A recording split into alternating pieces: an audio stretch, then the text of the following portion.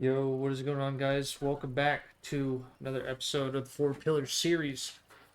Um, Today's episode 7. We're going to be covering pillar number 3, which is aerial play, and we touched on this in the previous episode. We're in our favorite place ever, free play. Um, I put a training pack in the description of the previous video. If you guys want to go check that out, cool. Um, just so y'all know what it is. And if you don't feel like going to the video and getting the code, it is called Air Dribbles Wall and Ground, and it has this image. The author is not shown, but this is the name of the pack. Go give it a shot. Specifically, I dialed in on shot number 3. Shots 1 and 2 is your dribbling stuff. Feel free to do the entire pack if you want. All of these packs are very, very good and will help you accelerate through the lower ranks massively. But today we're going to be going over some like free play stuff, and then we might hop into that pack anyway. So yeah, let's hop right into it with highlighting the different variations. I once again also went over this in the previous episode and used as defense stuff, but we're gonna re-highlight it because they're very, very important, especially for when you're in like Plat Plus. Um, so yeah, with your aerials, specifically just the jumps we're gonna cover first. If you tap your jump, you will only jump a very tiny bit, and if you continually tap your jump at certain points, specifically right after you land, you won't hardly move at all because your shocks or your momentum back to the ground is still being absorbed by your car. So if you try and jump immediately after again, you'll just kind of get glued to the ground. That's important to know. But if you hold your jump, notice this is me just jumping one time. You jump a lot higher than if you just tap it. It's about double the height. Um, so knowing the difference between that is very minute, but very valuable. Um, so there's a few different forms of double jump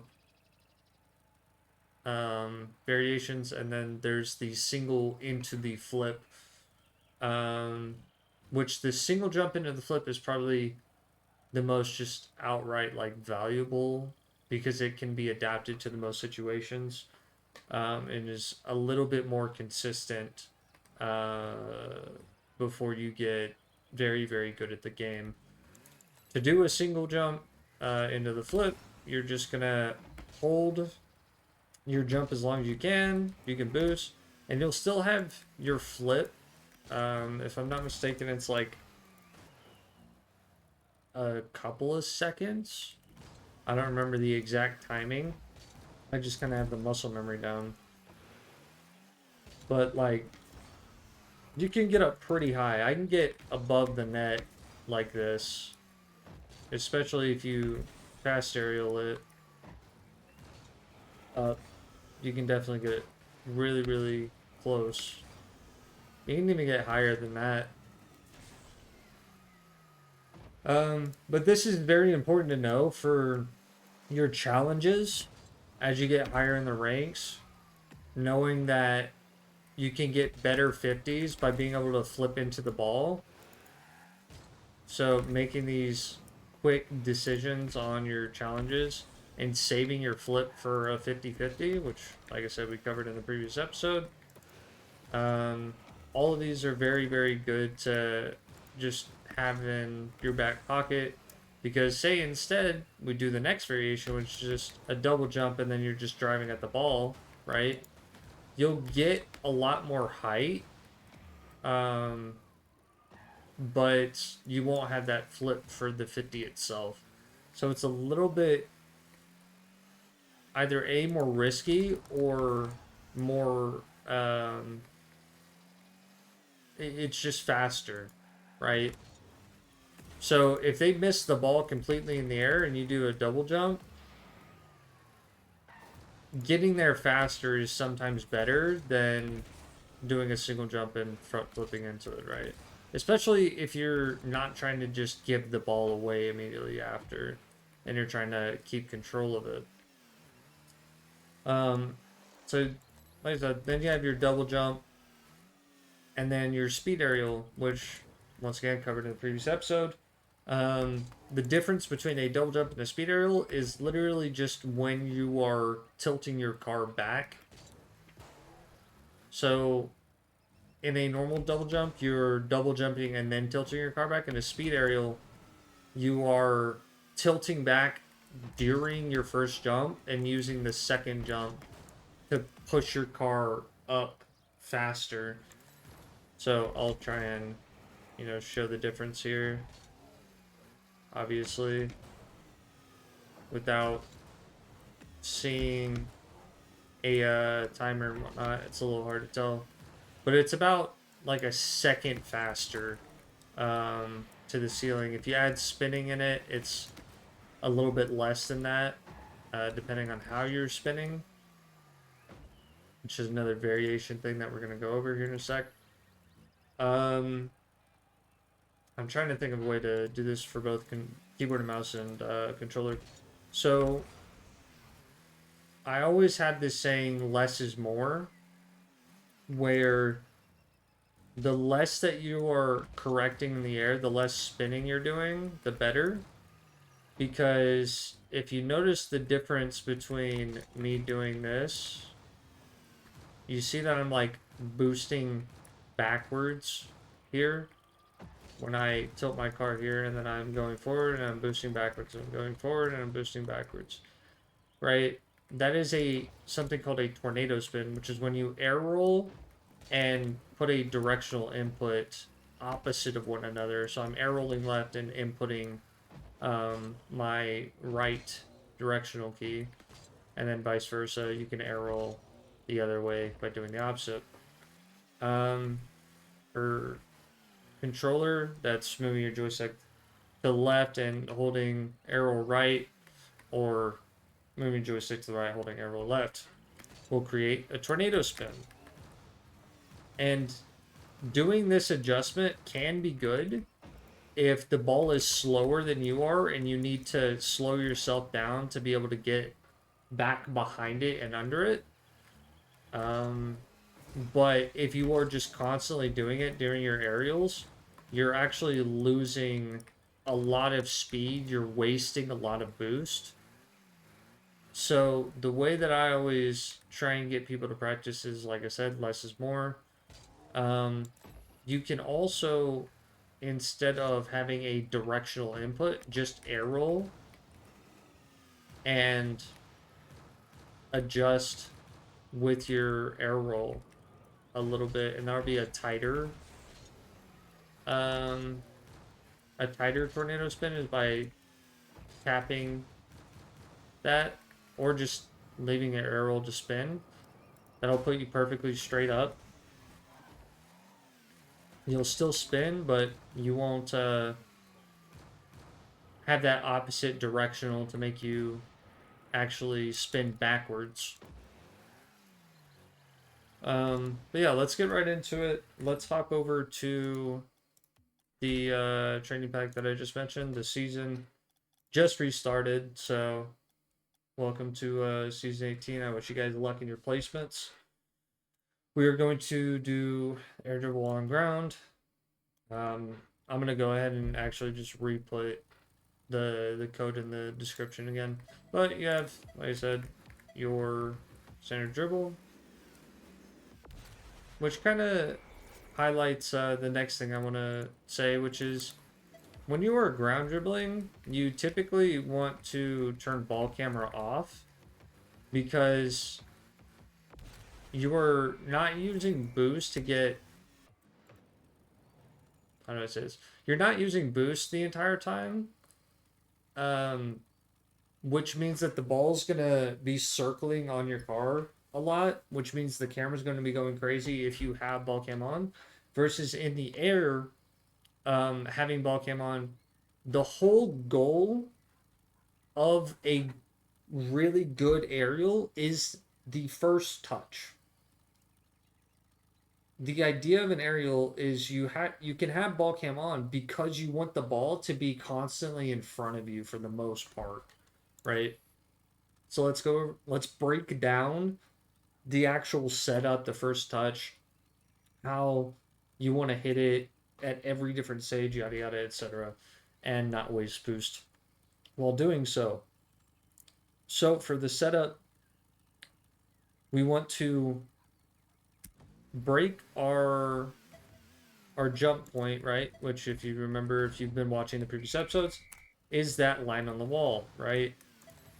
Ball cam on, and then you want to get used to jumping into the ball pretty much as you cross that point. Do you have to jump into the ball? Not exactly. You can just drive into it and then jump if you really want to. If you want a solid pop where the ball kind of goes out and away from you versus you want to just drive into it and then do it, it's going to be a lot lower than if you pop the ball. So it depends on what you're trying to do. But as far as aerials go, you can just drive into it and then jump, which I guess I'll highlight this too. Not only do you want to cross this line, right? You want to get the timing of this jump right, and you want the spacing between you and the ball as you're going up the wall to be a little bit. You don't want to be right up on it like this. It can work out. You can force it to work out, but it's going to be harder than if you give the ball some space as it goes up the wall and whatnot. The next thing is, once you have the setup, you want to what is called feathering. You want to feather your boost, which is just tapping your boost to get a soft touch on the ball as you're driving towards it. Air roll off the wall, soft touch, and then you can pretty much just drive along with it and carry the ball. Now, yes, this is a little bit better than what you guys' first time look like, of course, but as you get more and more consistent, you'll do some spins, you'll go to zero adjustment, less is more, and you'll just drive it into the net.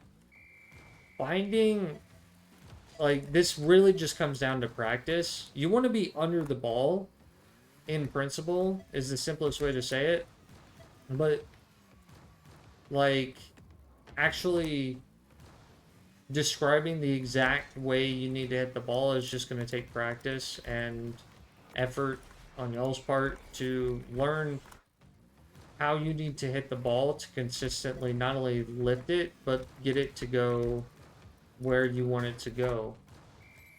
But literally just doing this, lots and lots of this, by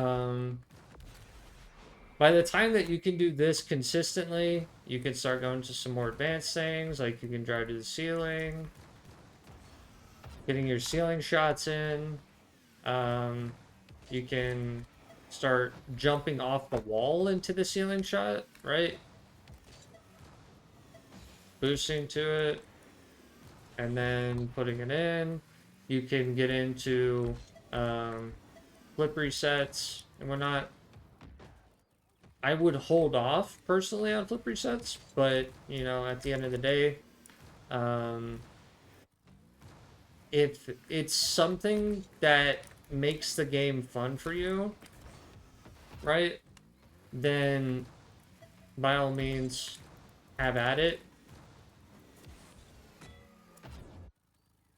They added different sound effects, that's interesting. By all means, have at it, like I said. And I am getting close on my 15-minute mark. Like I said in the previous episode as well, just doing all of these shots, getting really consistent from spinning to not spinning to messing around with your car, eventually getting to a point where you're doing these half court aerials and you can consistently get the ball to kind of go where you want it to, is the end goal. But like I said, mess around with it. There's plenty of guides on, all different kinds of mechanics. If something piques your interest, shoot for the stars, man. Go for it. Um, this game is about exploring beyond your limits and pushing your limits so that you can understand that everything is possible if you're just putting the time and effort into it. And the more that you push your limits, whatever you find difficult in the game, and you practice more and more of it, the better you will be. One thing that is always a true statement for any top level player is the very, very, very basics of the game is something you will always practice. Your dribbling, your air dribbling, your rotations, your boost management, your speed and movement. You can even go into this little spot. This is something I did for a while, which is where you do a ground air dribble. And it takes some timing, and you'll use your speed aerial or your double jump aerial and get better and better at each variation. And you'll be able to just drive the ball in. Is the end goal. Like I said, I've rambled on for longer than I wanted this video to go. So, if this helped you, remember to like, subscribe, and comment down below any questions that you guys might have. This video is a lot to kind of pack in, so I really wanted to just dial in the first touch and some of the basic stuff. And yeah, so take it easy, guys. I'll see you next time. Peace.